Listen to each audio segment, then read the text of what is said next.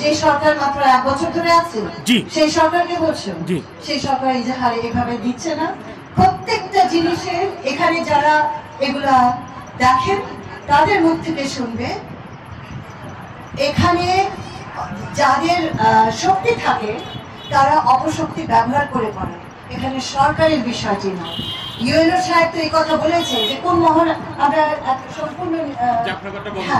জাফরাবাদ বন্ধ হলো কি করে অর্থাৎ যারা অন্যায়ভাবে রাতের অন্ধকারে বালু উত্তোলন করে নিয়ে চলে যায় পুলিশ সেখানে পৌঁছাতে নাগরিকদের সাহায্যেই তারা পালিয়ে যায় এই নাগরিকদের ভেতরে তো উপকারভোগী আছে তাই না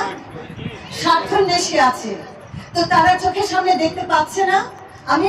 এই নদী নিয়ে কাজ করছি বহু বছর আমি বলতে চাই কাউকে দোষ দেওয়া যাবে না যদি নাগরিক জেগে না উঠে দায়িত্ব পালন করতে হবে তোমাদেরকে কয়টা পুলিশ আছে আমার কোটি কোটি জনগণ আছে আমার কয়টা পুলিশ আছে আমার কয়টা অফিসার আছে রাতের অন্ধকারে যখন এগুলো ঘটে তখন তোমরা কি করছো তোমরা কেন সংগঠিত হয়ে এটাকে প্রতিবাদ প্রতিহত করছো না আমরা নিজেরা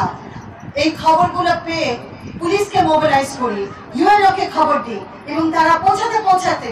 এই জনগণের মধ্য থেকে তাদেরকে খবর দিয়ে দেওয়া হয়